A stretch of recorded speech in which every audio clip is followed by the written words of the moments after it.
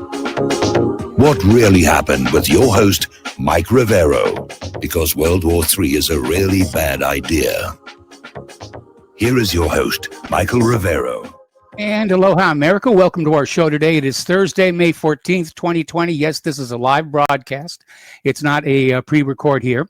We've got a lot to talk about today. We're going to be getting into it very, very soon. But for all those people who emailed me, my little medical sojourn yesterday worked out very well. I'm mending nicely, I guess is a good way to put it.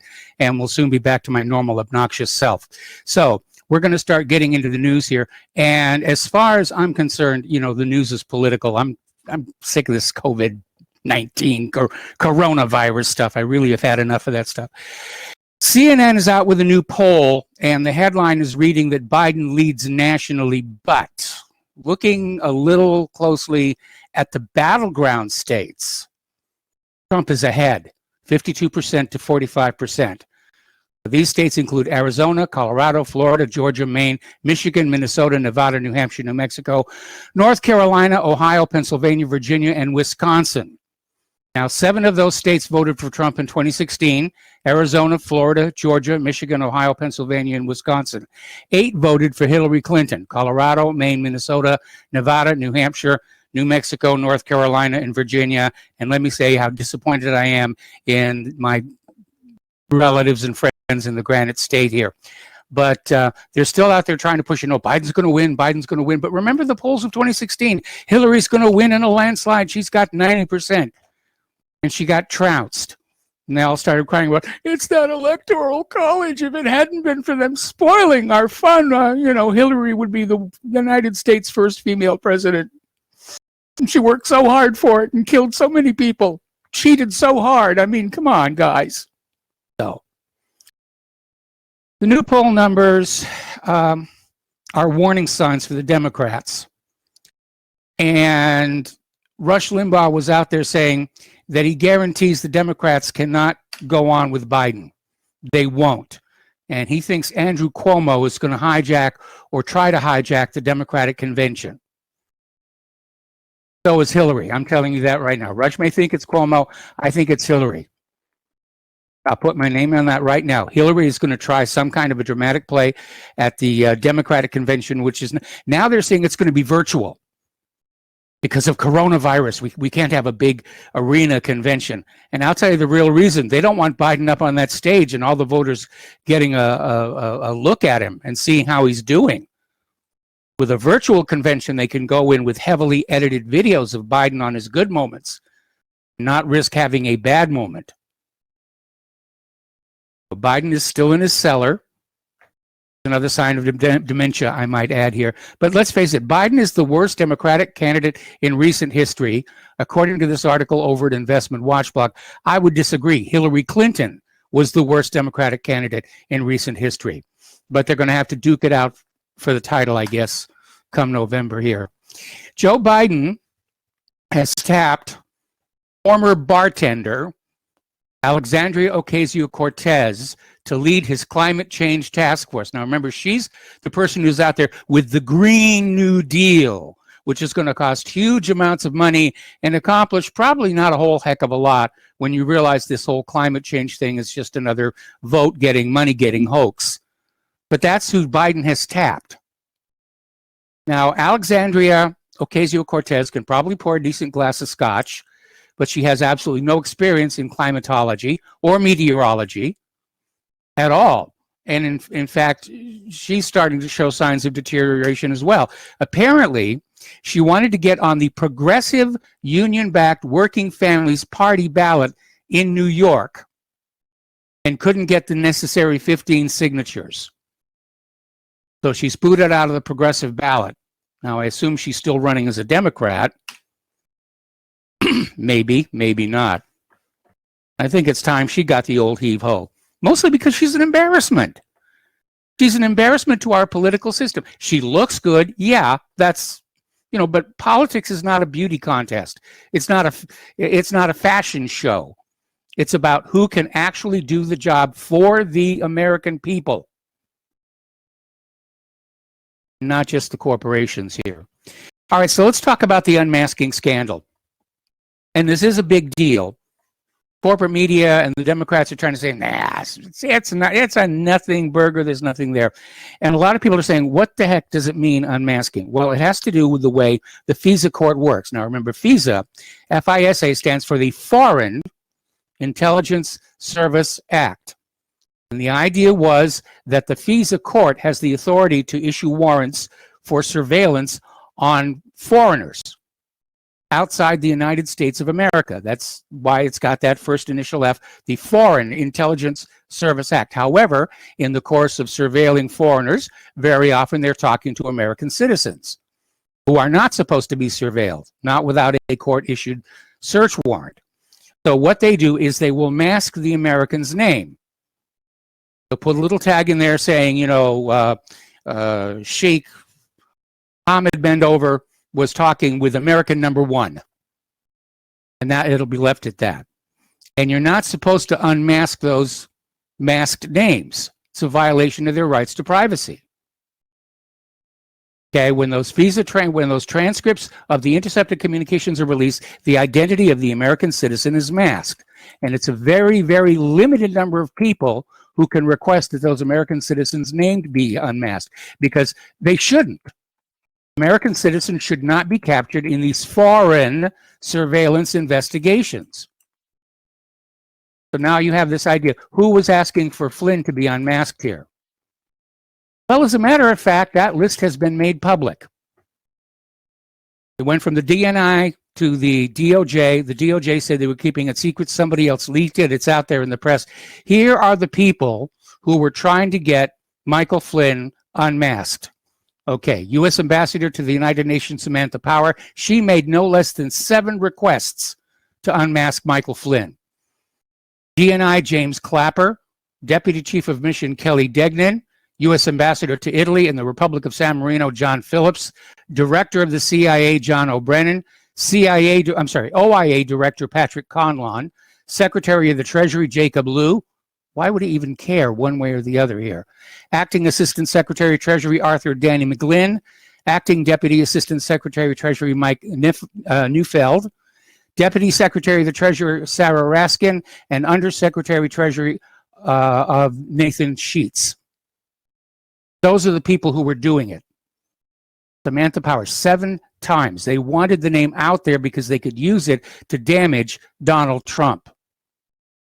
That's and they're still out there trying to do it. Now, Senator Rand Paul is out there saying that, Joe Biden was in on this. He was in on this whole thing. And Biden is guilty of using the government to go after a political opponent. So is Obama, for that matter, if you want to go back that far. But apparently, Biden had requested the unmasking of then incoming National Security Advisor Michael Flynn. They wanted him out of there. He was an obstacle to their getting Trump. Now, Biden says he knew absolutely nothing about the plot to target Flynn. Now he's had to backtrack because of what's coming out in the declassified transcripts. And as far as Samantha Power, she made 7 separate requests to unmask Michael Flynn. She testified under oath she had no recollection of making unmasking requests related to General Flynn. So poor Samantha Power, her memory is just totally shot. Must be something in the water in Washington, D.C. or up in New York. I mean, she was the ambassador to the United Nations. She did it 7 times and just can't remember. Just can't remember a single time that she did that. Poor Samantha Powers. We need to send her to the home for mentally incompetent ambassadors is really what we need to do. Now, the other day, Obama came on out and talked about the rule of law, the absolute rule of law. Well, let's talk about Benghazi if you want to talk about the rule of law. And was saying, that Michael Flynn, being, the charges dropped. Nobody's ever been accused of perjury and been allowed to skate on it. And somebody tapped the former president on the shoulder and said, Michael Flynn has not been charged with perjury.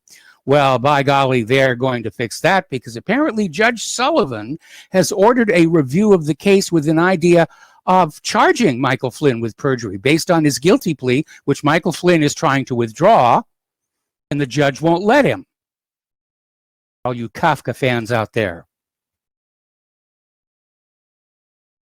Chuck Schumer was up there screaming about the latest talking point. It's all a conspiracy theory. It's a conspiracy theory. These conspiracy theories about Obama and about Biden and this Hunter Biden conspiracy theory, which, it's all the fault of the Russians. When you run out of anybody to blame for what's going on, blame the Russians. He's out there just hyperventilating, spending their time on discredited conspiracy theories against Obama and Biden. Well, first of all, they're not conspiracy theories. They're backed up by the FISA transcripts. They're not discredited. Nobody's discredited them.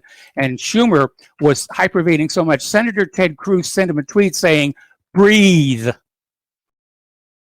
Just one word, breathe. So the Biden camp is responding to this unmasking report. They're blaming racism. Racism is the cause for all this alarm here. If it wasn't for racism, nobody would really care about this unmasking. It's race, and if obviously by extension, if you're paying attention to the unmasking scandal, well, then you must be a racist. Boy, the definition of racism has really, really changed lately, hasn't it? So Biden is facing intense criticism when it was revealed he was included in the group of Obama-era officials that called for the unmasking of Michael Flynn in the surveillance reports.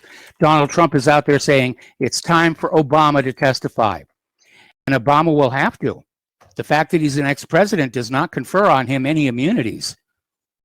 In fact, being president doesn't really confer any immunity on you. A lot of presidents act like it does, and sometimes they get away with it. Sometimes they don't, like Nixon. But right now, Obama is a private citizen of the United States of America. And if a subpoena shows up at his door, he will either honor it and go testify under oath, or he'll be subject to contempt of court charges like any other American. We may yet see him get the perp walk with the handcuffs on here. Senator Rand is out there saying, I fear some people who don't want to investigate Obama are the same people, Lindsey Graham, yes, he actually named him, who don't want FISA reform because they love the power of the intelligence community to snoop on anyone, including Americans. Remember the track record of the FISA court. They hardly ever turn down a request. It's a rubber stamp group to make it look like this is somehow legal for the government to be spying on people, including Americans, without a warrant. That's all they're big, giant rubber stamp. Boom, go spy on this person. Boom, go spy on the president. Boom, go spy on the president's aides. Rarely have they actually turned down one of these requests. It has happened, but rarely. So now that the interview transcripts show intelligence officials telling the House Intelligence Committee they had no evidence of Russian collusion, Donald Trump is out there pointing out Adam Schiff had to know. He had to know all along there was no Russian collusion. And still, not only was he pushing Russian collusion, he was out there lying to you, saying that he had seen evidence of that collusion, which we now know never existed. Adam lied. Kick him out of the garden or kick him out of Congress. Now, Mitch McConnell is pushing the Senate to pass a law that would let the FBI collect Americans' web browsing history without a warrant. So that this surveillance fever has gripped the nation's capital. They want to spy on everything. Total information awareness. PRISM. The NSA and their cyber collections. They think privacy is a bad thing for the American people. Good for them. They get all the privacy they want. But you're not allowed to have any privacy. You might be thinking those double plus ungood thoughts, and by golly, that is going to stop here. In other news, Senator Richard Burr appears to be in a little bit of trouble because apparently he dumped a lot of his stock following a briefing on the coronavirus. And the FBI has launched an investigation. They've seized his cell phone as part of the criminal investigation into possible insider trading. And as a result of this, Senator Burr has stepped down as chairman of the Senate Intelligence Committee. So he's a little bit of small fry that's going to get thrown to the wolves so the government can say, see, we punish the bad guys, or at least the little bad guys, the ones who can't fight back. Apparently, as part of the new $3 trillion coronavirus bill being pushed by Nancy Pelosi, she wants to shovel a whole bunch of cash to Planned Parenthood, who was still smarting from the backlash they got after wishing everybody a happy Mother's Day. Which, if you really think about it, that was a little sick. I mean, that's how it struck me. You know, this mill that chops up unborn babies and sells the parts out there going, Happy Mother's Day. A little sick. It really, really was. Okay. Let's talk about coronavirus for a little bit. Everybody's talking about it. And de Blasio is declaring a good day in New York City's fight against the coronavirus. Hospitalizations and other indicators have gone down. Patients in intensive care and percent of positive tests have decreased. Well, maybe it's hit its peak and it's heading on down there. Over in Wisconsin, the Supreme Court strikes down the Democratic governor's lockdown order. And apparently, this is the first time a statewide order of its kind has been knocked down by a court of last resort. So the fight over lockdowns continues. Out in Los Angeles, Mayor Eric Garcetti is ordering all residents must wear face coverings when they leave their home. And right now, it looks like California is going to extend their lockdowns into August. Another 3 months. People are going to start going crazy already. Well, not that they're not already crazy in California, but I mean worse. The Virginia government is asking for help enforcing the continued lockdown there. A Virginia sheriff has said, no way. Factionalizing the government itself here.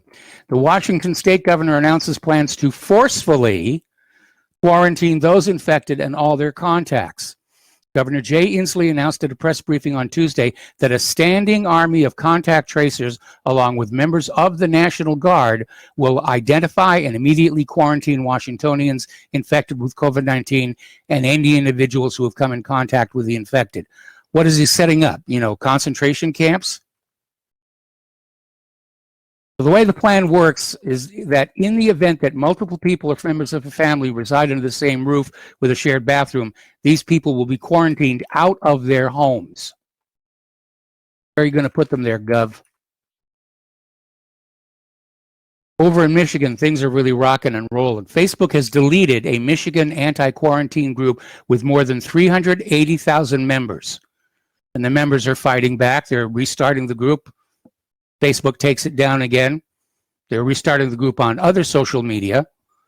I think at the end of all of this mess, we're going to see the so-called traditional founding social media like Facebook, Twitter, Google, YouTube. They're going to be in a shambles because nobody will trust that they're able to find anything of any real use on any of those platforms, unless your entire life revolves around funny cat videos. You know, then you're home free. But right now, people are concerned about the coronavirus. They want to hear all points of view and make up their own mind. And we have these CEOs of Facebook and Google and the rest of them saying, no, we know better than you. We're so much smarter than you are. We have money that makes us smarter than you are. And we will decide for you what you will read, see, and hear. No, I don't think so.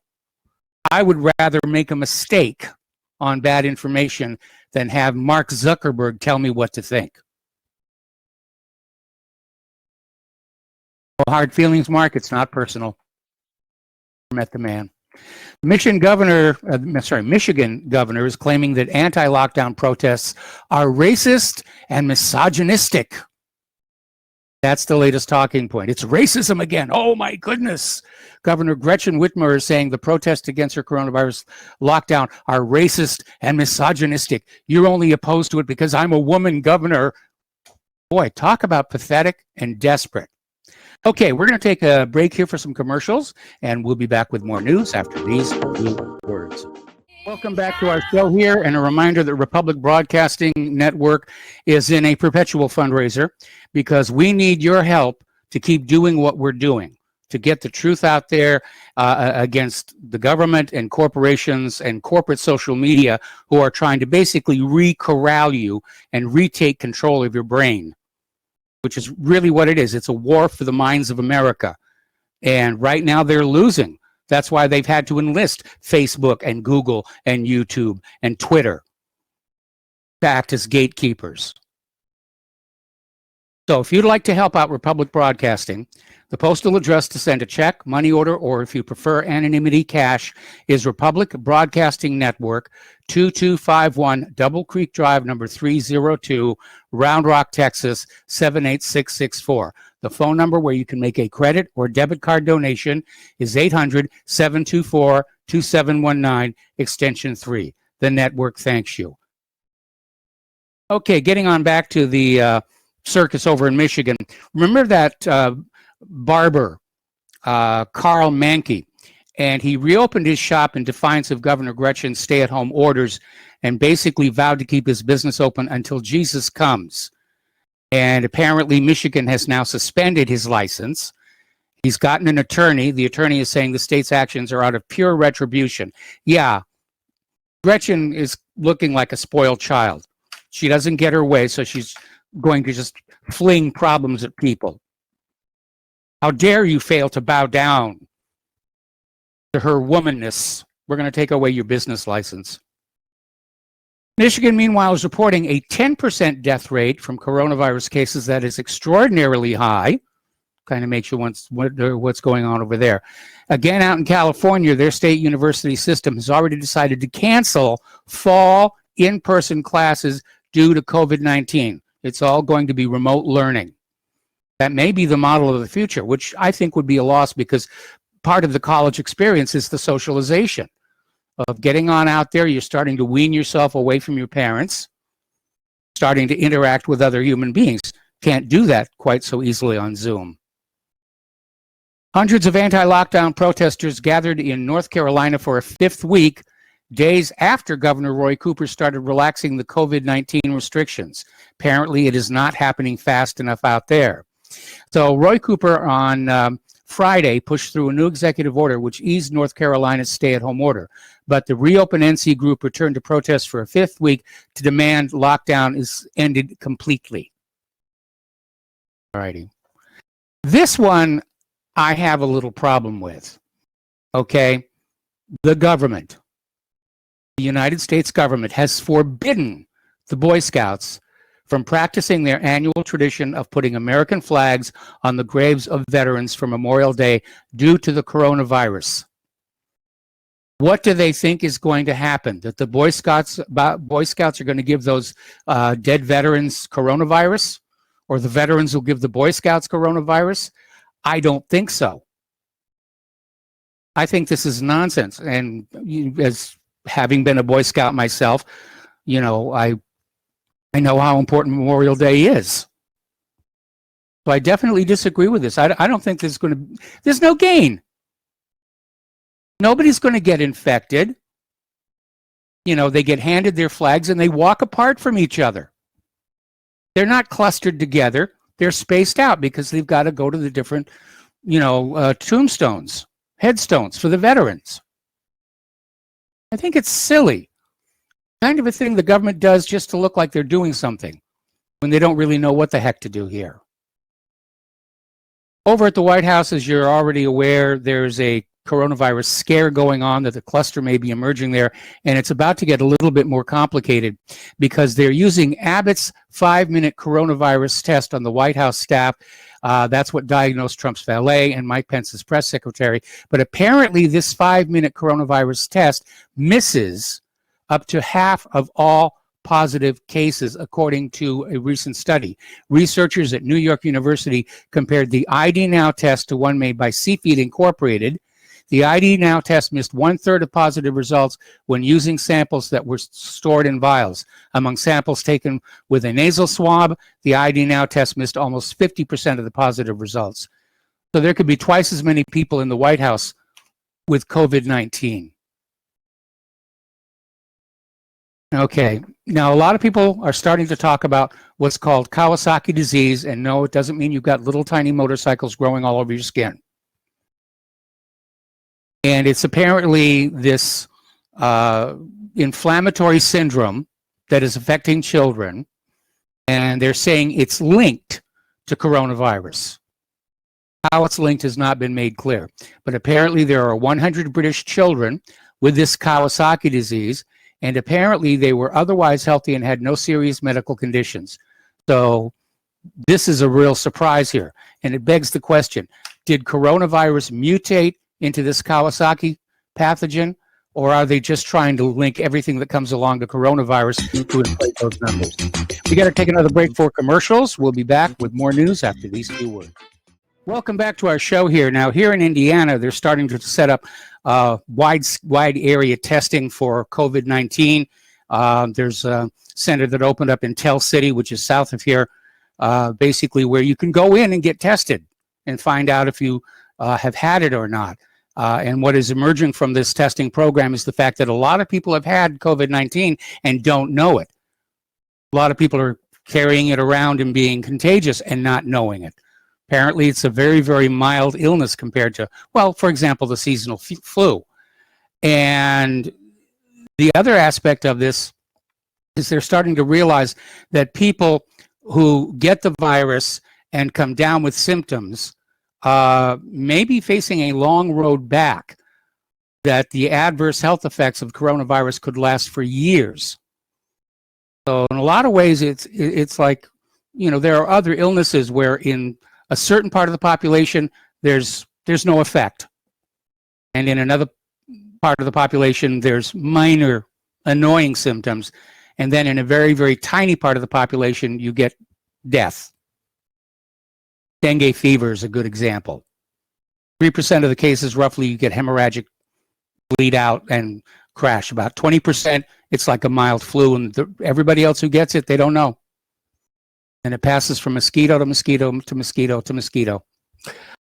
So, new research is finding that ocular surface cells can be infected by the coronavirus, which means those little face masks we're all wearing are completely useless because the virus can attach to cells on the eye, like the sclera coating, the conjunctiva. They're susceptible to infection by SARS-CoV-2 and could therefore serve as a portal of entry, as well as a reservoir for person-to-person transmission of the virus. You know, somebody cries and their tears get on somebody else, and by golly, they're infected. So apparently, researchers from Johns Hopkins University School of Medicine and Zhongshan Ophthalmic Center of Sun Yat-sen University wrote in a preprint study published in BioArcs, not sure how to pronounce that, but it got published on May 9th. I remember when this whole thing first started up, somebody was saying that you've got to cover your eyes as well as cover your nose and mouth with safety glasses. We saw a lady at the Costco today had a complete face shield. Oh, anyway. All righty. Dr. Luc Montagnier, who is a Nobel Prize winner in medicine, has come down on the side of the argument, where did COVID-19 come from? And he's convinced it's been artificially made by experts. Well, they were doing something with that virus in that lab in Wuhan, China. It wasn't just, you know, collecting the virus from the bat. They could have left it in the cave. Simply said, yes, there's a virus in that bat. The part for me that always has raised a question is that the protein spikes, the means by which the virus attaches itself to a cell, are identical to those in HIV. Now, I don't claim to be an expert, but to the best of my knowledge, bats don't get HIV. So how did this crossover event come about? So this Nobel Prize winner, he's convinced it's an artificial form. I think it was a work in progress biological weapon. It certainly wasn't a completed one. It's, as a biological weapon, it's garbage. It's absolute junk. More damage is being done to our societies by the fear of coronavirus than by the coronavirus. Part of the reason may be that the triple drug combo of anti-malaria pill hydroxychloroquine, azithromycin, and zinc improved coronavirus patients' chances of being discharged, cut death risk by almost 50%. And yet you've got big farmers out there saying, oh, no, hydroxychloroquine, that's quack cures here. You know, you wait, we're coming up with something that's going to cost $4,000 a dose that we're going to sell you. Vultures. According to the World Health Organization's chief scientist, coronavirus could take 5 years to bring under control. And they're saying it may never go away completely, and we'll just have to learn to live with it the way we live with HIV now, which is still out there, still doing its evil work. I know it doesn't think of itself as evil. It probably doesn't think of itself at all, being a primitive life form. But certainly from our point of view, it's an evil thing. So is coronavirus. All right, let's turn to the international news here, because, and again, none of this stuff is getting into the corporate media, but it's looking more and more like the United States is trying to provoke China, because they've sent another destroyer through the strategic Taiwan Strait. Now, arguably, there is a channel of international water that goes through that strait, and the United States has a legal right to be there. But what's the reason to be there? Why sail through the strait as opposed to, sailing down the windward side of Taiwan? Why, it's to annoy China, to provoke a reaction. So they sailed this destroyer through the strait just days before the island's president is sworn in for a second term. Meanwhile, over in Iraq, U.S. aircraft continue to transfer ISIS terrorists from Syria to Iraq. Getting something to go there. Everybody's still talking about Iran. They're talking about the arms embargo. The United States is out there saying, we demand it be extended. And Russia's UN envoy, Vasily Nebenzia, is basically saying the U.S. is knocking on a closed door. The U.S. cannot demand an extension of an arms embargo against Tehran since it is no longer a party to the Iran nuclear deal. Because I do not see any reason why an arms embargo should be imposed on Iran. It expires on 18th October. It was temporary. It was not even, in fact, even an embargo. It was the provision where Iran is allowed to export and import armaments on the consent of the UN Security Council. Now, 2 years ago, the U.S. proudly announced, actually Donald Trump proudly announced, that it withdrew from the Joint Comprehensive Plan of Action and closed the door behind it. Now they knock on that door and say, just wait a second, we forgot to do one little thing on the JCPOA. Let us back, we will do it and leave again. So it's reached the point right now where other nations are laughing at the United States for what they did. They're laughing at Donald Trump for pulling out of the P5+1 deal and now wanting to go back in and dictate how they should behave. It makes the United States government look certainly arrogant, not to mention foolish. Sorry, Donald, you blew it. Blew it when you pulled out of the treaty here. All right, economic news now. Article out of Investment Watch blog, and it's about the proposal of a debt jubilee, saying there's no amount of money that can save the system. It's simply too deep in debt.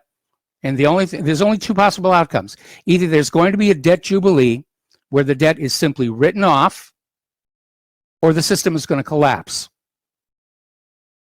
And right now, I mean, states are dealing with the biggest budget crisis they've faced in all of U.S. history, mostly because so much of the wealth of the taxpayers is being siphoned off as interest payments on the national debt, on the state debt, on college loan, student loan debt, on auto loan debt, on mortgage debt.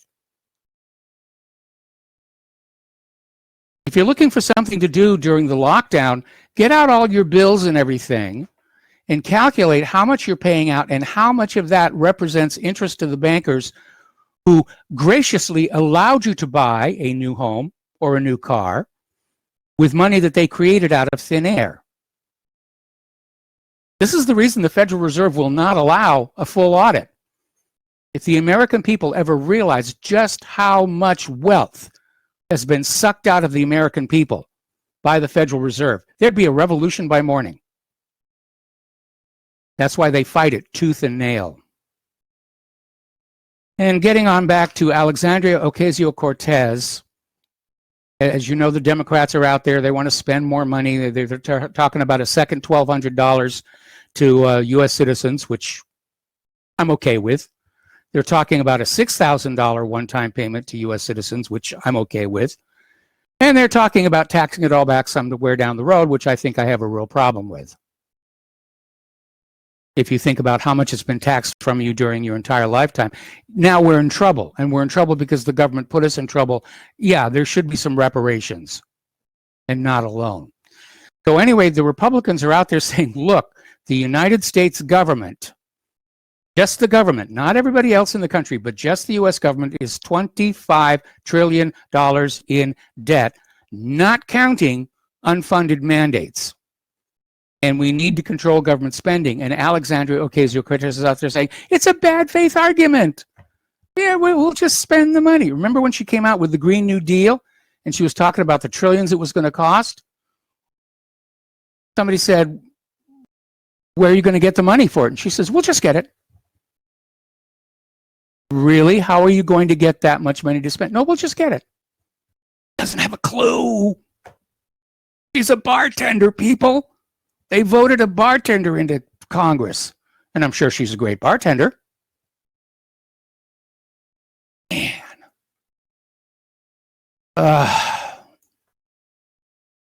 So she's out there insisting that the Republicans want to aid large corporations rather than average Americans, which is a Democratic argument, but yet when you look at the spending bill that came on out, a lot of it went to the corporations, and it was backed by Democrats here. Elon Musk has listed 5 more of his California properties for a whopping total of $97 million, nearly 2 weeks after vowing to sell his material possessions and putting 2 Bel Air homes on the market for $39 million. Well, I don't know what's going on with Elon Musk, but he's going to be the next Howard Hughes. Man of mystery and just, wacko, ultra rich. He's into everything. The only thing that Hughes did that Elon Musk hasn't done is direct a motion picture. That'll be coming. And Elon, if you need a visual effects supervisor, I'm still available. Hsbc lost $200 million in one day on paper as coronavirus dislocated the gold market.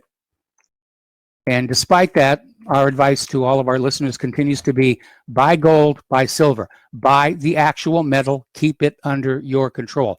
The paper contracts, at some point, they're going to blow up. They're leveraged to just ridiculous levels, 100 to 1. Now, Maxine Waters is admitting we don't want businesses to reopen. She has this habit of blurting out the truth that Democrats often want to hide.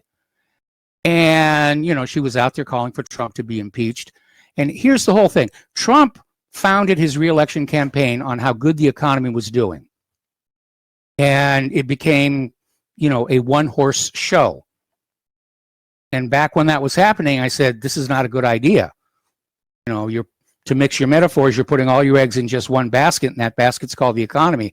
And if something happens to the economy, the Democrats are going to go to town on you, which is exactly what's happening. The Democrats do not want the lockdowns lifted before November. They don't care how many people go hungry. They don't care how many businesses go out of business. They don't, because it's all about making Trump look bad so Biden or whoever gets to be the next president. And I think it betrays a certain callousness and lack of concern in our political class that they're willing to play these kind of games. Yeah, let's starve a few million Americans. Let's drive a few million entrepreneurs out of business. And yeah, they worked hard to start their businesses, and they paid their taxes and their registration fees, and they filled out all the paperwork we told them to. But to heck with them. Let's let them all crash into the dust here, and they can go on welfare and SNAP and the rest of that stuff here, just so long as we get Donald Trump. So Maxine Waters has basically admitted it. They don't want the businesses to come back. They don't want the jobs to come back. They want everybody hungry and frustrated and angry because they think they can direct that anger at the GOP and at Donald Trump. I don't think so. My sense of it is the anger is being directed at the Democrats, and they may be hoisting with history's largest petard here. Do you remember the Parkland school shooting?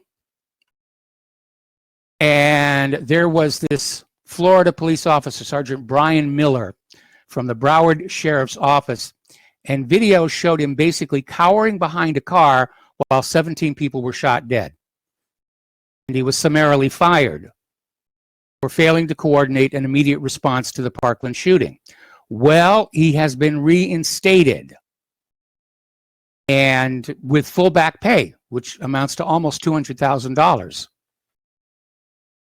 I think that's a little sick.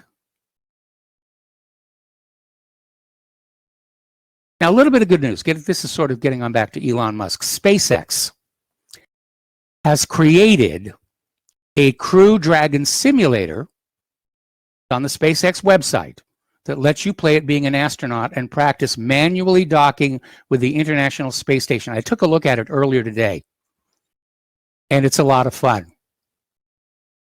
I aced it on the first try, by the way. So you might want to go over to SpaceX's website. They're getting ready to launch the first manned flight of the Crew Dragon later this year.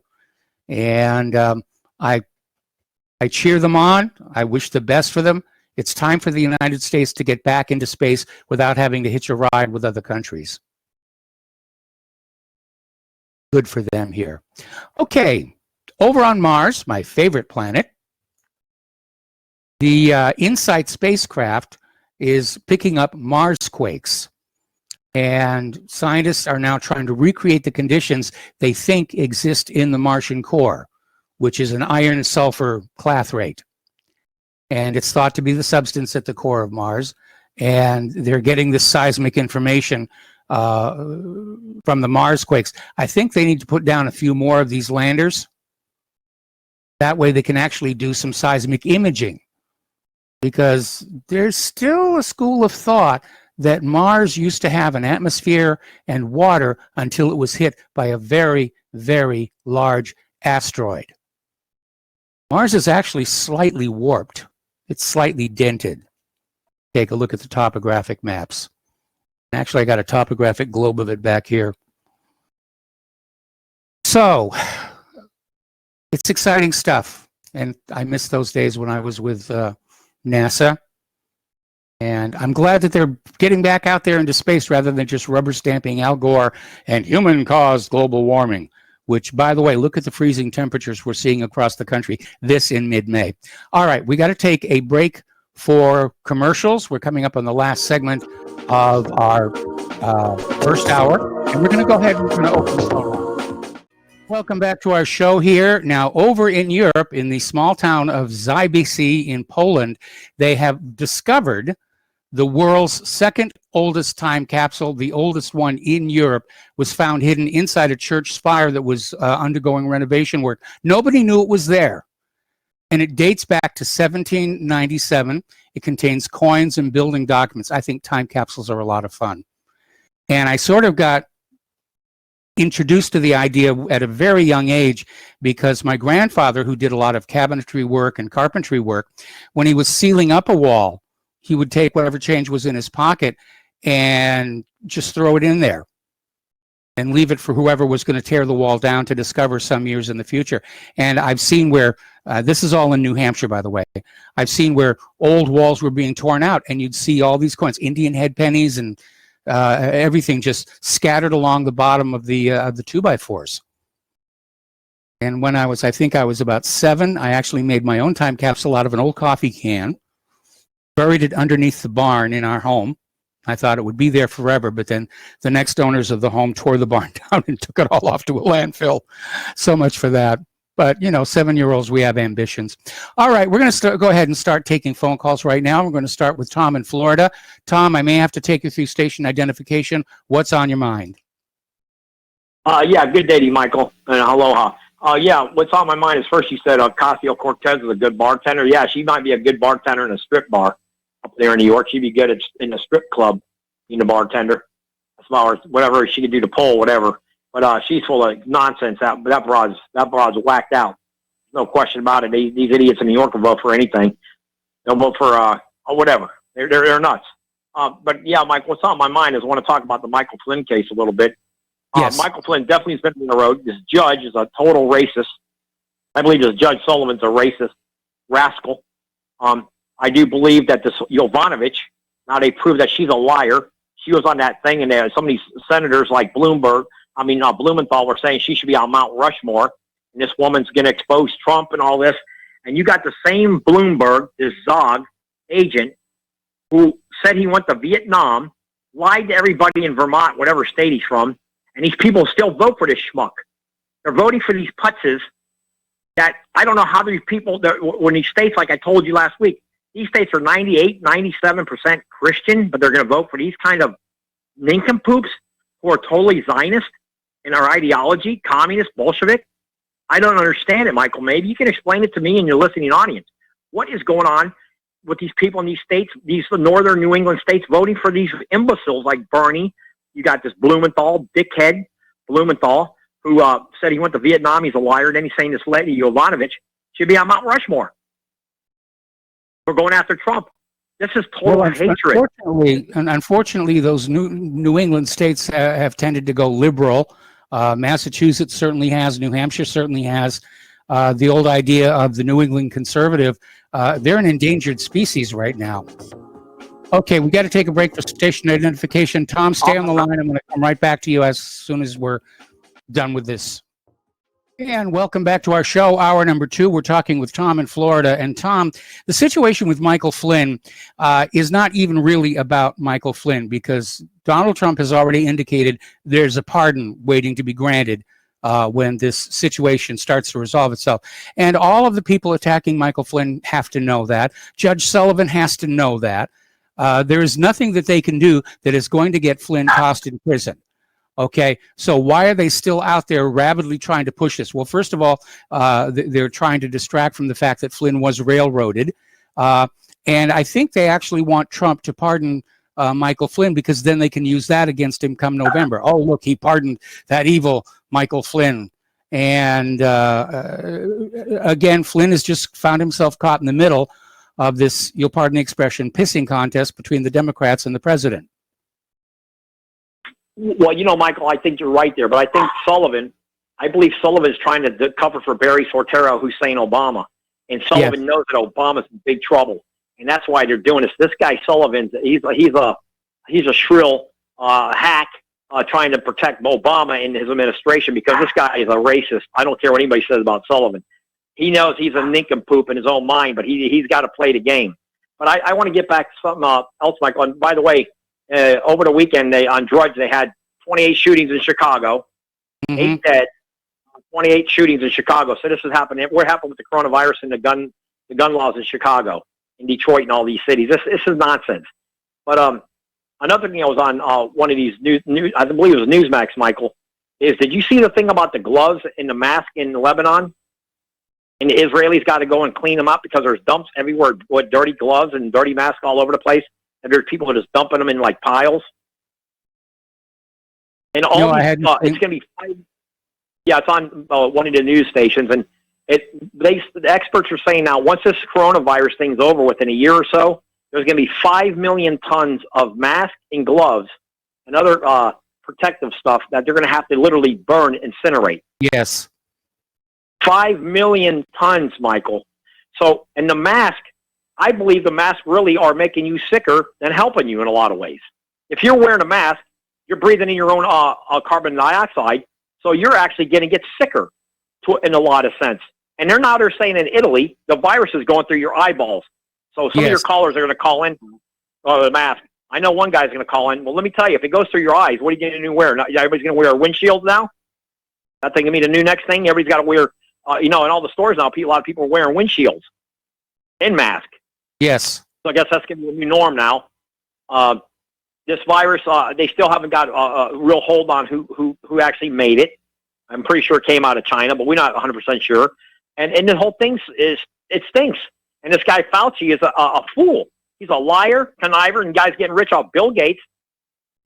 Burke's daughter works for Bill Gates' organization. Okay? That's number one. Number two, I just found out, Michael, and I didn't know this, that this guy John Brennan voted for a socialist communist when he was running for president. And Comey was when he was in college, he was a full-blown communist. He was communist leanings. Comey. His wife worked for the Democratic Party. She's a big fundraiser. Mrs. Comey. Yeah. I mean, this is all criminal activity was going on with these demon rats. And then the main thing, Michael, and you notice more than anybody in the United States, I'm sure, They're doing this to turn Texas blue and bringing all these illegals in. This whole thing is about immigration, number one, the Supreme Court, number two, to take Trump out of power. They know that Trump's onto something about slowing this illegal immigration. Nobody's been arrested for sanctuary cities, and I agree with one of your callers. People need to be locked up and throw the key thrown away for what they have done to this country with illegal immigration. Americans should be first, last, and always taken care of. Americans are not being first, last, and always taken care of health-wise, job-wise. They got all these H-1 visa. They're bringing in thousands. Michael, there's 30 million people out of work. What are these people? They keep bringing all these illegals in here. They had a truckload in Texas that they caught. I think it was 55 illegals in a truck the other day. I mean, they're going to be at the border by the millions after this is over, Michael. Unless, you know what? I got a little information I would like to share with you, Michael. I just heard this guy on the radio yesterday here in the local station, and he did tell me, it's called, he said, what we got to do is start bringing all these manufacturing jobs either back to the United States or put them in Central America or Mexico. Take them out of China. Build the mask over and let those people stay in their own countries. Give them factories to build these masks with all the medical supplies. We don't need to ship these things 8,000 miles away. Okay? That's a good idea. We need to make all our equipment in the Central America, Mexico, or mainly in the southwest part of the United States, and build that wall 30 foot tall and deport them all. We need massive deportations like Eisenhower did in the 50s. I don't care what your callers are. You can say this guy Tom's crazy. You know, I'm not crazy. We need to take care of Americans first, last, and always. We need to put a moratorium on immigration for 100 years. Yes. People are in this country. We take care of them first. And you know what? Start having our own people breed back their own kind. We don't need another culture to come in here and dictate to us in their different cultural ideology or their language. No. That's like saying right now in Iceland, if you took 5 million Muslims and stuck them in Iceland, well, they'd be the majority because there's only, 350,000 in Iceland. Would that be fair? Is that fair to England, Germany, all these European countries? No, it's not fair. It's illegal, and people should be put in jail, or even worse than what they have done to this country and the rest of Europe. And what they're trying to do. It's disgusting. We need to stop it immediately. I absolutely agree. I think all these mayors and governors of sanctuary states and sanctuary cities, we ought to basically make them carry all the illegal immigrants back across the border, piggyback style. And, after that, we arrest them. They should be arrested after that, Mike, because Pigs Pelosi's she lives in an $18 million mansion in San Francisco, but you got thousands of homeless in San Francisco now. Anaheim by Disneyland is a disgrace. What has happened in that city? I mean, this is unbelievable. And these are Americans living out on the street. These ain't illegals living in Section 8 housing. Okay? How do you explain somebody? I wish they'd really get on the TV and explain how do you have 8 million people in one state, but you have all these homeless Americans, black and white, but you have 8 million illegals living in the state of California, Mexifornia, if you want to call it. Let's call it what it really is. So, all these callers are going to call it, oh, Tom. No, listen, I just tell it like it is, whether you like it or not. The truth, the whole truth, not but the truth will help you God. And with the gun, you are a citizen in this great country. Without the gun, you'll be the subject, just like they did in Cuba, just like they did in all these other countries, China and everywhere else. When they don't have a gun to fight back against these tyrannical tyrants, then you're in big trouble. So I just have to say that to your show, Michael, that, you're the best host out there as far as what's going on more than anybody I've ever talked to or listened to. And I honestly mean that, Michael. You're one guy that has more knowledge, I think, than 10 guys. Well, I will say this. Billy Cunningham was really pretty good the other night on his Sunday night show. But he was really hitting a lot of good things there. What they're really trying to do with the deep state, the swamp, the lake, the sewer pit, whatever you want to call it. It is what it is. It's a smelly, it's a skunkate swamp, I guess. But, just to see what's going on. Don't sugarcoat it like that, Tom. Tell us how you really feel. Anyway, listen, Tom, I'm going to let you go here now because we've got other callers waiting on the line, and I need to give them their allotment of time. So thank you for the phone call. We're going to let you go and switch over to Jim in Montana. Hello, Jim. Welcome to the show. What's on your mind? Hello? Something weird just happened, right? Are you still there? Yes, you're on the air. All right, yeah, I'm issues with my phone. Hey, Mike, how's it going? Hey, Tom, yeah, you're not crazy, Tom. You're on it. But, this is the thing. It's coming down to it, guys, okay? I've been watching this thing, and I was been hoping like, the people aren't really going to go along with this, and maybe they'll back off, with the iron fist that they're trying to clasp us all in. But no, they're not. There's certain states that are putting together a task force to find, everybody that's been in contact with everybody, and to track all these people and to start putting them into quarantine camps is what they're called. And they're basically going to be the FEMA camps that we've all known about, that they've been building all this time. It's here, people. This isn't going to die back. They're going to go full throttle on this. Okay, we know, the ones that have been watching this, we know what's going on. Okay, the Bilderberger Group, the Bohemian Grove. Let's not forget all these things that we have been learning about over the years. Okay, they are all in it together. They are. Do your hard research on the Rothschilds. They are absolute masters of subterfuge and planting spies and planting their officials in governments. They've been doing it for 300 years. Okay, it's not just wild conspiracy talk. This is how they operate. They put these people in compromising positions so they can blackmail them. Epstein. Okay, we know what's going on. The war is here. It's here. So let's just go ahead and split it into the two camps, right down to it. You're either in the camp where you're hoping that this is the government is just going to eat themselves alive, and we're going to have the Russian communist fall apart situation and just try to rebuild from there. I think that's going to be a hell of a lot tougher than people realize, because they're not just going to let that happen. They're not going to just unsink their claws that easily. Or you're in the second camp where you're ready to do something. You're gosh dang pissed off. You're sick of these people. Me personally, they have been effing up my life since I was a child. I've had certain family member involved in fighting these people for a long time. We've been involved, and I've been collateral damage, and they have my life has been hard because of these people. Okay? Yes. And I'm not the richest man. I'm just freaking living paycheck to paycheck. I got a bit of a backup plan. I've got a certain member of my family that's a prepper, self-sufficient, out in the woods. So I've got a fallback plan, fallback then. But I'm ready to fight.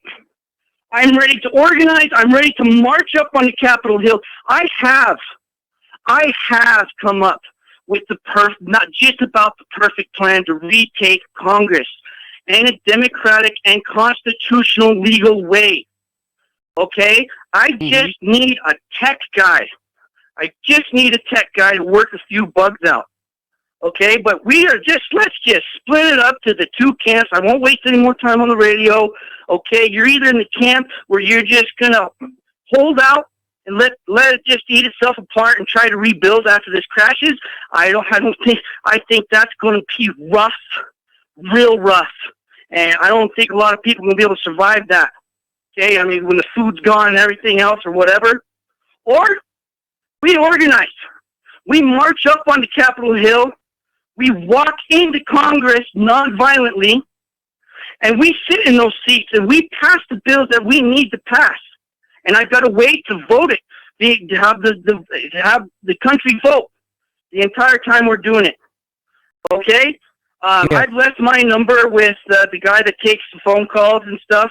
So anybody, if you're, this is what we're down to. The fight's here, the war's here. They're not going to let go. They're planning on putting people in freaking camps. The Bill Gates has got the electronic tattoo. If you don't get the vaccination, then you're not going to be able to shop for your food. You're not going to be able to do crap. Okay? It's here. Okay. They're doing it. They're going full board. Okay, Mike, thanks for your time. Appreciate the platform you've created and all your hard work, man. You're awesome. Bye-bye. All right, well, thanks an awful lot for the phone call, Jim. We're going to switch over to Glenn in Philadelphia. Hello, Glenn. Welcome to the show. What's on your mind? Hello, Mike. So many topics, so little time. Yes. Given that it's a little warped, I see why Mars is your favorite planet. Well, that's not the reason, but it sounds good. I'm going to have to stick with Earth for the time being, at least. Yeah. Well, obviously, I live on Earth and I enjoy Earth, but of the other planets, Mars is my favorite because I used to live there. Oh, okay, I see. Originally called in about the money issue.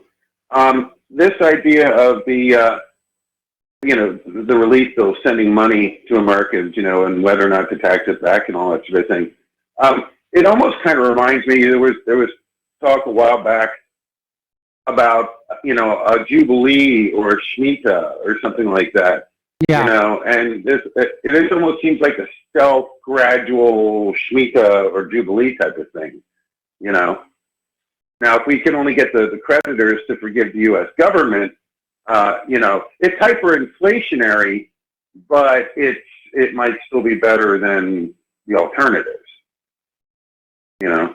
But yes. Getting the bankers and the creditors to go along with the Jubilee is going to be extraordinarily difficult. Right. Like I say, the gradualistic type aspect of it is interesting. It kind of, this idea is giving the money back. It kind of reminds me of the life insurance marketing thing of the 80s. You probably remember this, where there's this big push on selling term insurance, and they were, putting down on whole life insurance and stuff like that, and saying that the dividend one gets on whole life is really just a very partial refund on an overcharged premium. Yes. And that's what this, sending money back to the American people is like. It's a very minute partial refund on grossly overcharged taxes. And where is all this relief money going? Because they're sending out like drips and drops to the people. And where's this huge torrent of money going otherwise? Corporations. Exactly.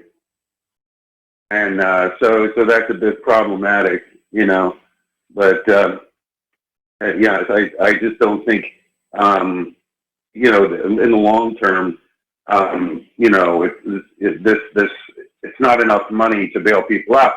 And I kind of agree with someone who said early on that this is just sort of a bread and circuses kind of thing to mollify the masses in the course of what's being done.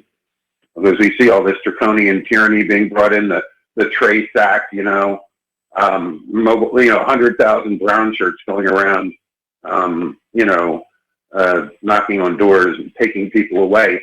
Didn't Solzhenitsyn have something to say about that? Yes.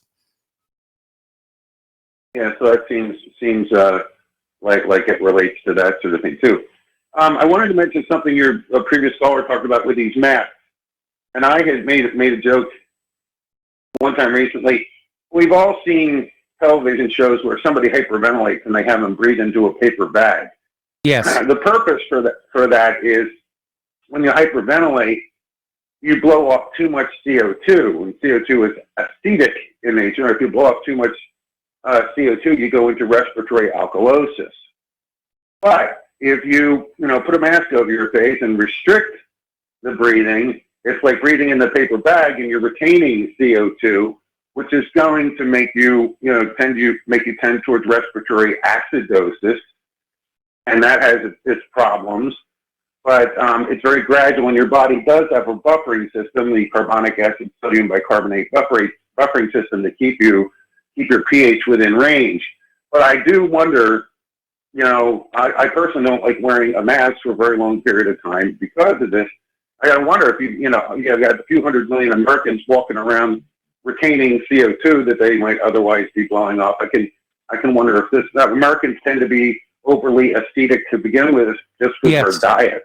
Yes. So anyway, I just thought I'd bring that up too. All right, Mike, thank you. All right, well, thanks an awful lot. We're going to switch over to Dustin in New Jersey. And Dustin, I'm going to have to take you through the next commercial break. What's on your mind? Yeah, Mike, the whole tracing, people could still stay home. They just want to trace you who you've been with. Like if you have contacts with this person or that person, to find out, They don't spread the virus. The brown shirts ain't coming to get you, man. I thought the brown shirts were Antifa. True. True. I mean, come on, guy. And we're not starving to death. Mike, you went to Costco. I went to the store the other day. They had plenty of rice and potatoes and beans and string beans and corn. I mean, yeah, you might be a little short on meat, but you're not going to be a skeleton laying on the floor of your room either. Come on, man. You know, the trucks are still rolling. Let's not exaggerate anything. Okay, Dustin, I'm going to put you on hold. I'm going to put you on hold. Don't hang up. We'll be right back. Welcome back to our show here. We're talking with Dustin in New Jersey. And Dustin, if you could just sort of pick up from where you left off. Yeah, nobody's starving to death, guys. Like, let's not exaggerate a little, you know? I mean... No, the problem of the hoarders... How did the food... Like, Mike, you went to the Costco, you said. Like, how did the meat section look? And the other sections? I bet the other sections were stocked up. Yeah, they were stocked up. The meat section was pricey. The prices are going up. There's no question about that. But, you know, the other day we were talking about pork producers. They're still exporting to China. You know, why aren't they keeping that here for the American people? There was a news report on the radio that some of the local beef producers are struggling to keep up with demand, but the demand is higher than normal because people have bought these giant, you know, chest freezers for their garages, and they're hoarding. They're stocking up. Now, Mike, is the prices of the product going up, or is the dollar value going down? You know, it's probably a little of both. Right? Yeah, probably a little of both, but the meat prices were definitely going up by far more than the price, for example, toilet paper. Kind of like Soylent Green. Remember when they went into the girl and the guy, or the furniture? I remember that. They went in to get that last piece of meat, right? And some strawberry jelly the guy got, the bodyguard, right? Yes. All right, Mike, I'm going to transfer over to Tom. Hey, Tom, you got to take your hat off. Gotta be now, make South America great again.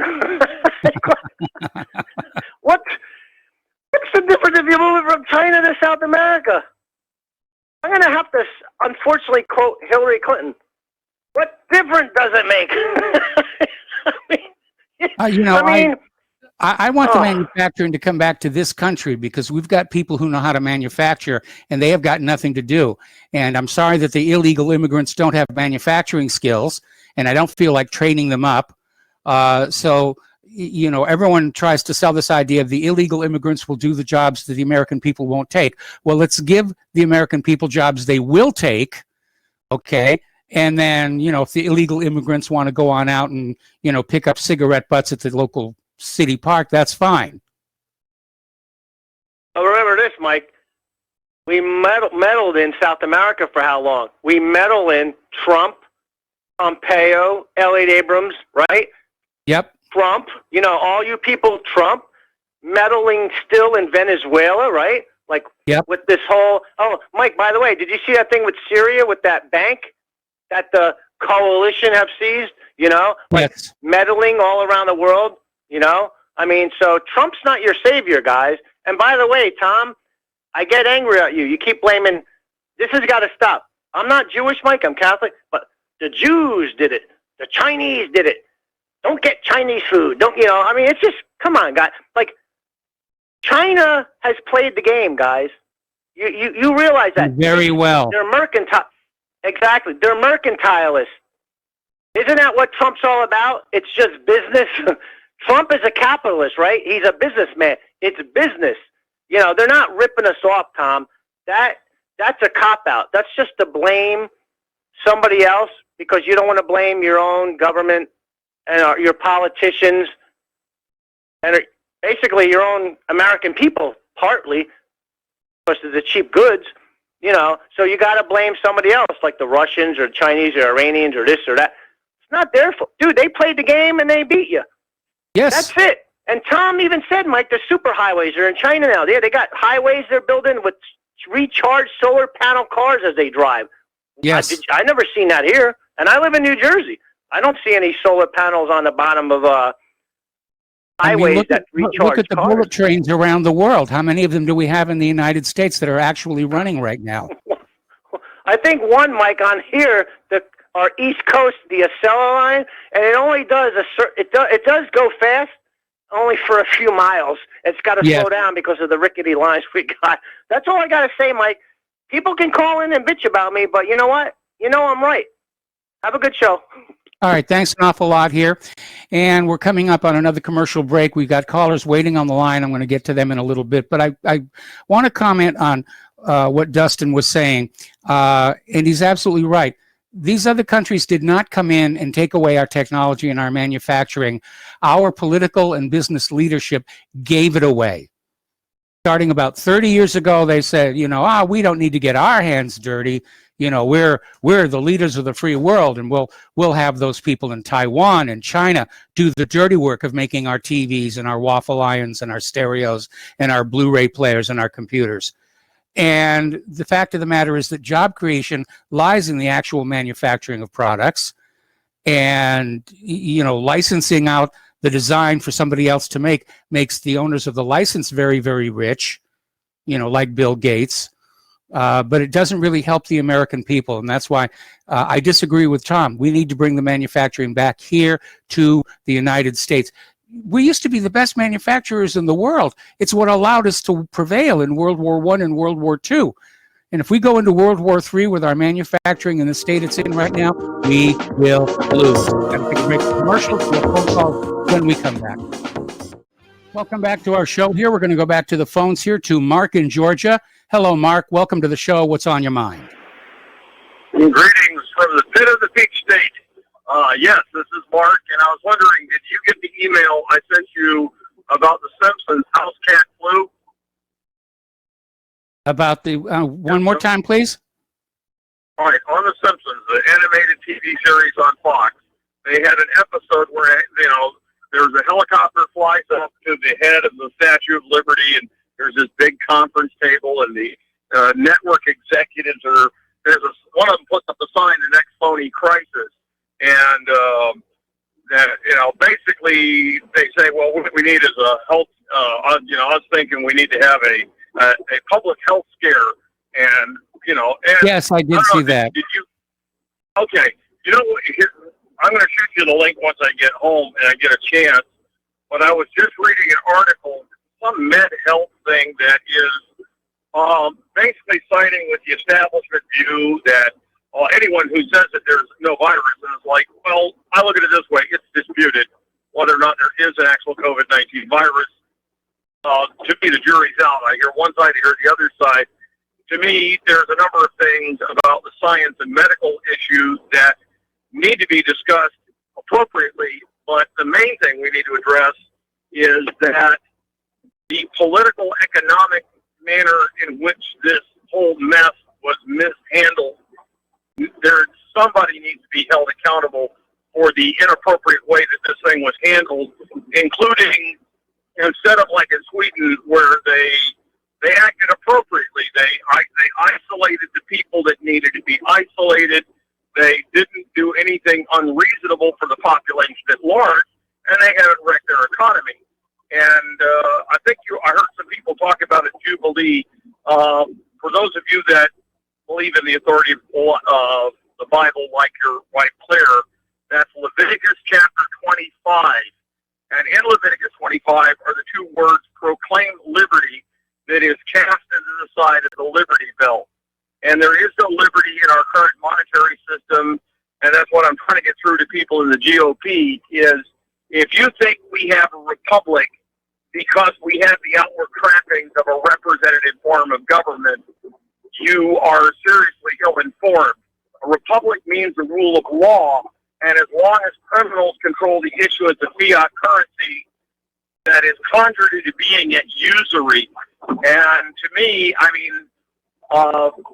think it was it Republic Broadcasting that pointed to a Rockefeller Foundation article in 2010 where they called it there might need to be a pandemic in order to get the New World Order going? Yes. So, I'll shoot you the link for the Med Health.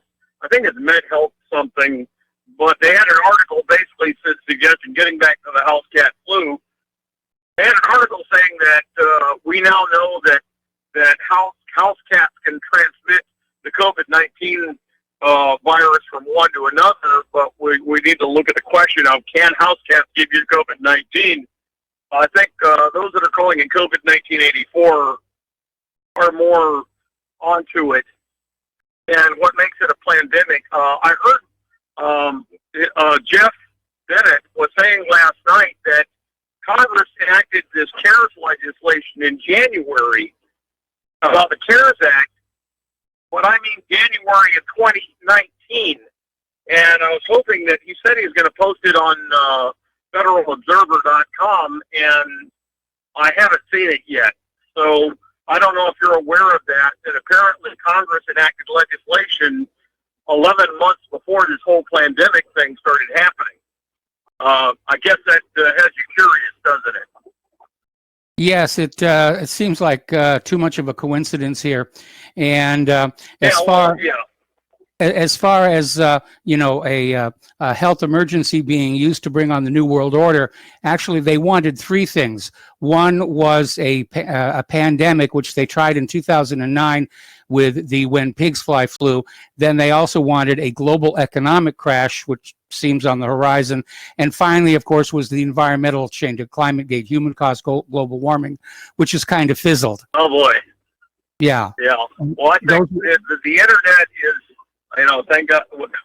I don't know. When I say that to you, I'm kind of thinking of the young man. I had an interesting conversation, very respectful, he's very polite about it, but he had a button that read, "Thank God I'm an atheist." And, as things unfold, I don't want to be pushy regarding asking you to reconsider, because I guess you're learned enough to know about Revelation 13, and that's what we may be headed into. And I think that you have legitimate questions that needed legitimate answers, and if the legitimate answer is, I don't know, let's get in touch with a seminary and see what response they have to this. And if that's not good enough, then let's just keep digging. You deserve straight answers from however many years ago that they didn't handle it appropriately. And I'm sorry that happened. No, they didn't. Well, right. You're right. You're saying you agree with me. They didn't handle it appropriately. No, they did not. They did not. And I respect your concern, and I respect your, the Apostle Paul told us to test everything in 2 Corinthians, 1 Corinthians 4, verse 5, I think it is. I'll check it. But the thing is, and Christ commanded, stop judging by mere appearances. And the Greek word for appearance is opsin, where we get the word optics. That which meets your eyes. And said, there's what meets your eyes, and then there's, let's find out what more there is to it.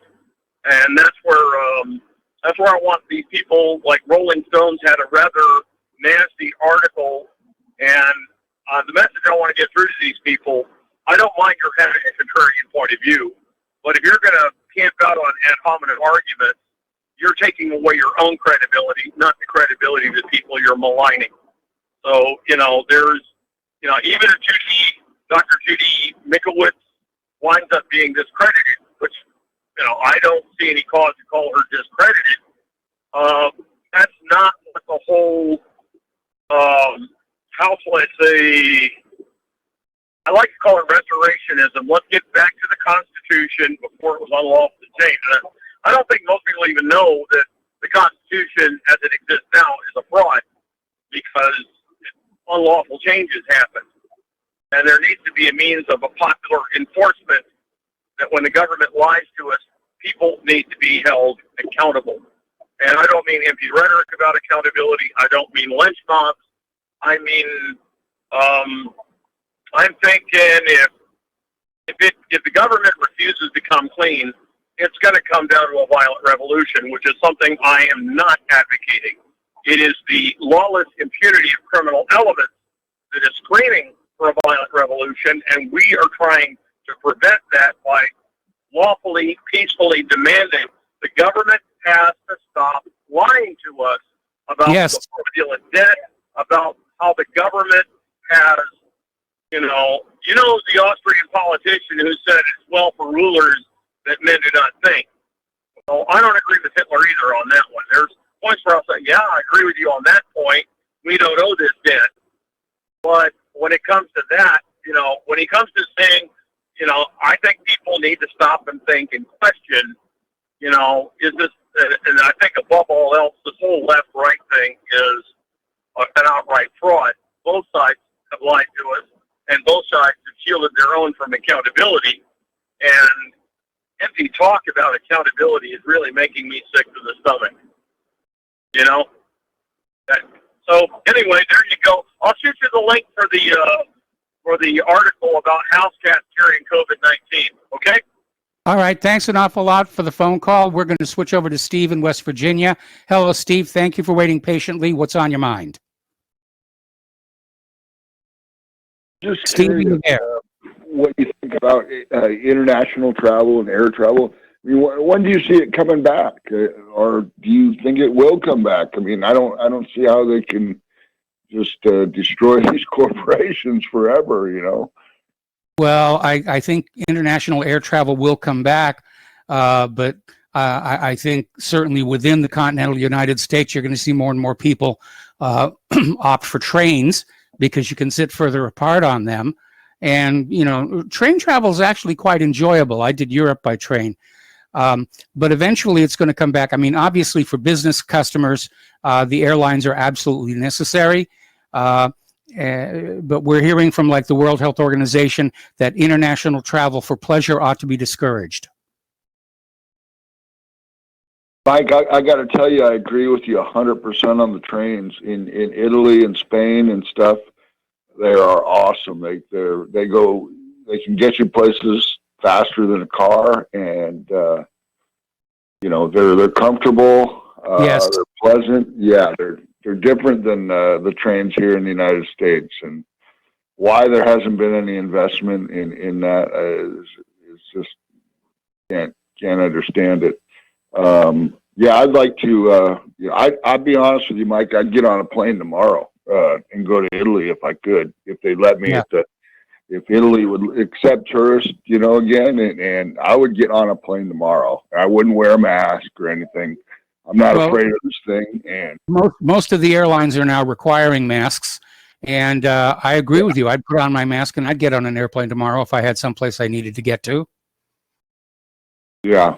Mike, one other quick comment I want to make. I have a friend that has a high volume, high transaction liquor store. Yes. Talked to him last night for a little bit, and he's had this liquor store for almost 20 years. He says that out of 10 purchases, he's telling me that 8 of those purchases are made with a credit card. And when he sees the purchase, he knows whether it's a debit or credit card. And he said most of the other purchases are with cash. But Yes. now he's seeing that they're putting all the liquor on credit cards. Mike, that tells you something right there.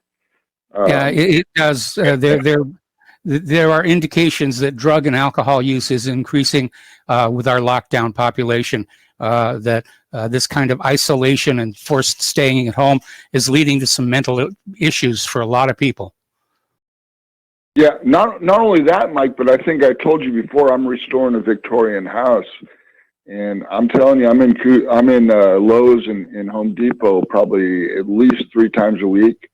And recently, I mean, it's been like Disneyland. I'm not joking or exaggerating. And I see people buying these, like a $1,200 smoker. I've seen people lately buying all these big barbecues. So, I don't know if they're just expanding the credit but I'm telling you, people, this is not a depression. It's not even a recession, because I see people spending lots of money.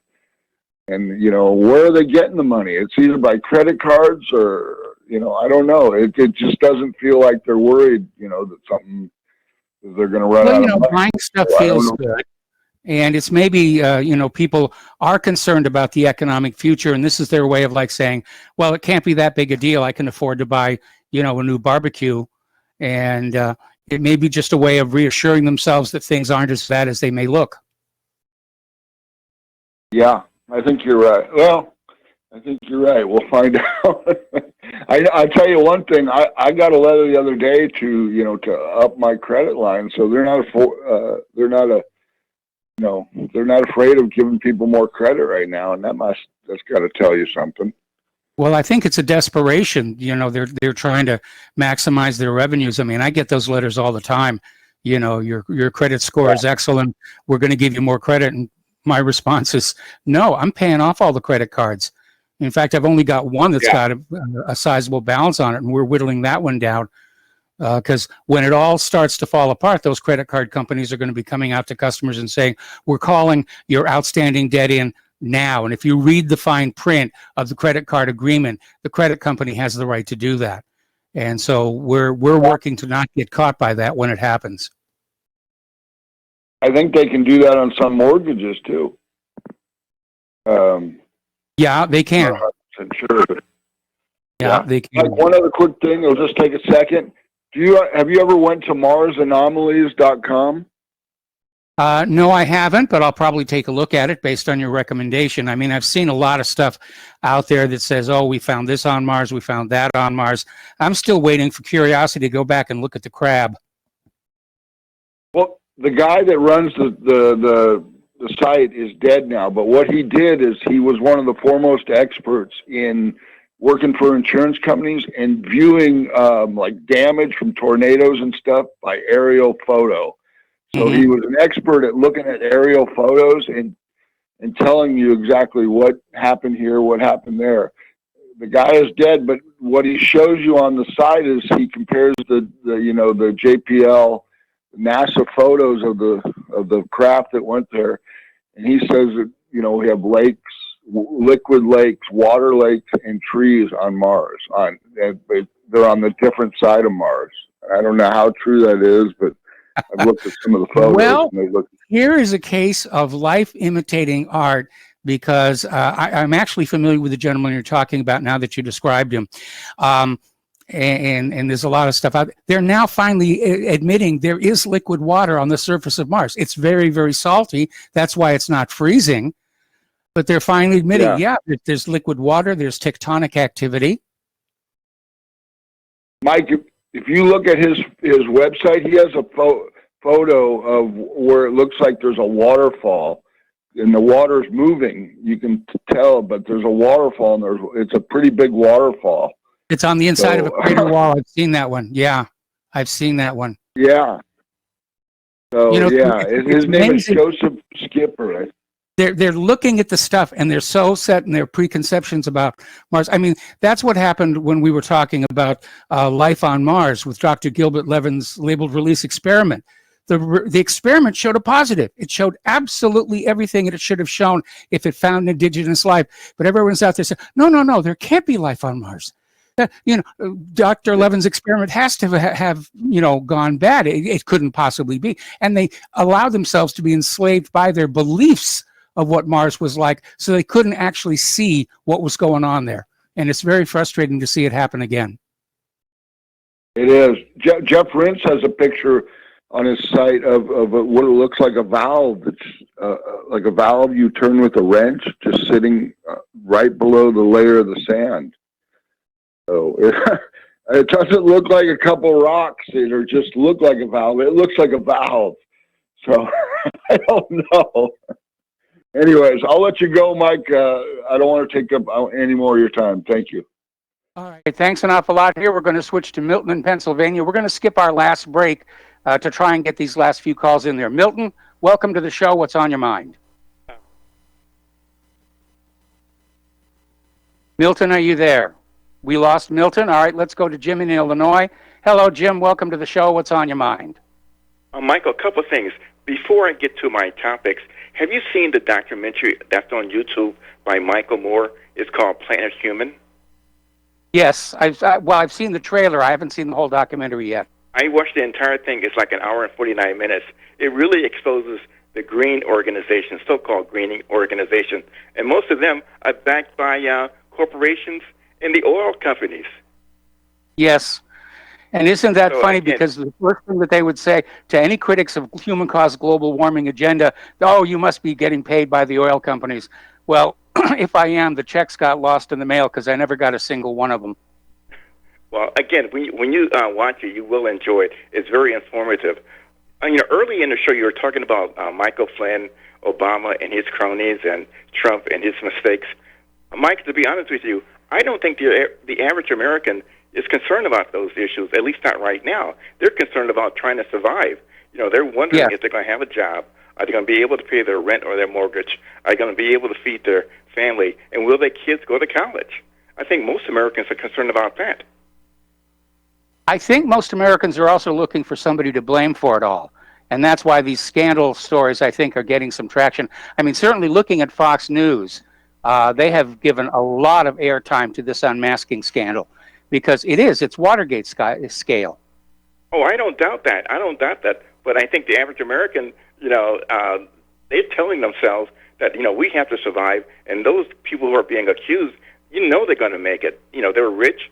They don't have to worry about, starving or a place to live. Okay. So, and the final thing, I forgot what it was. Well, that's about it the economy for now, Michael. Take care. All right. Thanks an awful lot. And we're going to go to Mark in North Carolina. Hello, Mark. Welcome to the show. What's on your mind? Hey, Mike. One of the things that's on my mind as I heard driving home today, Donald Trump said he wants to rush like 100 million vaccinations. And he wants to use the military to help push it.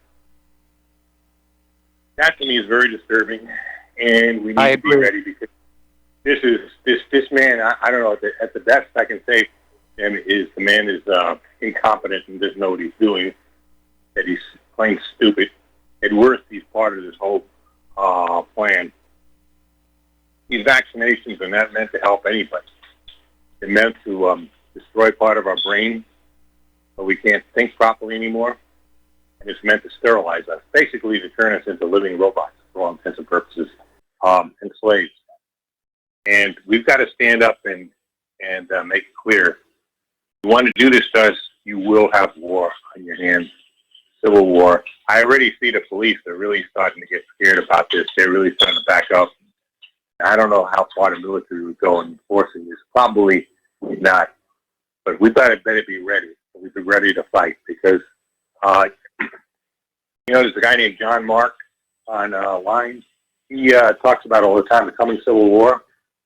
Yes. Well, it looks like this is what's going to start it. Not the confiscation of guns, but to try to force us into vaccines, force us into taking these stupid tests, which are totally unreliable. And we don't want people coming out of our homes to force us to take these silly tests. And this is what we're facing, Mike. And we better wake up and understand this. Bill Gates wants to be king of the world until he pretty much destroys most life, at least human life on the planet, and then turn himself into some kind of robot or some whatever he plans on. The guy is a madman, a psychopath, and I consider him the most evil man since Hitler. And he's probably and a lot more dangerous than Hitler ever was because he's got things available to him that Hitler never had. And we just better understand what we're dealing with, Mike. Please, people, understand what you're dealing with. Get ready. I'm concerned that Bill Gates is going to try and run for president. He's going to figure, well, if Donald Trump, the billionaire, can become president, then Bill Gates, the billionaire, can become president. Well, you have no chance because the guy's got no personality. Okay, and people are enough people are already wise to him that he wouldn't be able to get away with it. He matter of fact, I think from what I gather, he's shocked now that people are onto him, and he doesn't know what to do. But that's a good sign. That is a good sign. But folks, be careful because these people are capable of just about anything. Another biological weapon. Who knows? Using the fact that you're going to have so many immunocompromised people, with all the people wearing masks and locking themselves indoors, not getting any sunshine, not any fresh air. They're going to be, a lot of them going to come down with all kinds of diseases, and they'll say that's the second wave. We got to be careful, folks. These are monsters we're dealing with. These people make Hitler. I'm starting to think they make Hitler look like a Tinkerbell, you know?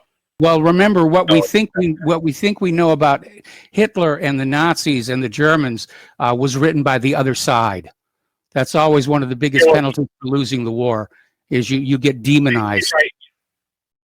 But he did write in Mein Kampf what he was about. He was a racist, a eugenist himself, and he was, by the way, he was actually backed up by some of the worst monsters on this side of the ocean, like Bush's father, Prescott Bush, the Rockefellers, the Rothschilds too, by the way, you know.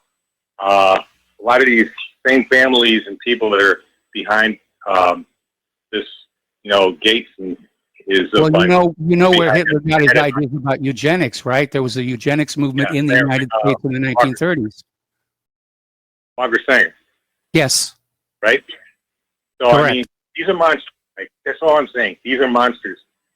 They have things to their, you know, at their fingertips that Hitler never had. All right? We've got to be careful. Gates might look like a little nerd, you know, the little nerdy voice. But don't kid yourself. Okay? Okay, Mark, I gotta let you go. It's the end of the show, but just remember, only in the movies do villains look like villains. All right. So stay tuned for John Stadmiller. I'm sure he's got lots of interesting things to share with you. Please spread the word of RBN. Call your local talk radio station. Ask them to carry the RBN programming. Please spread the word of whatreallyhappened.com. Please donate. I cannot stress how important it is that we keep doing what we're doing, and we can't do it without you. We'll be back tomorrow. Aloha, America.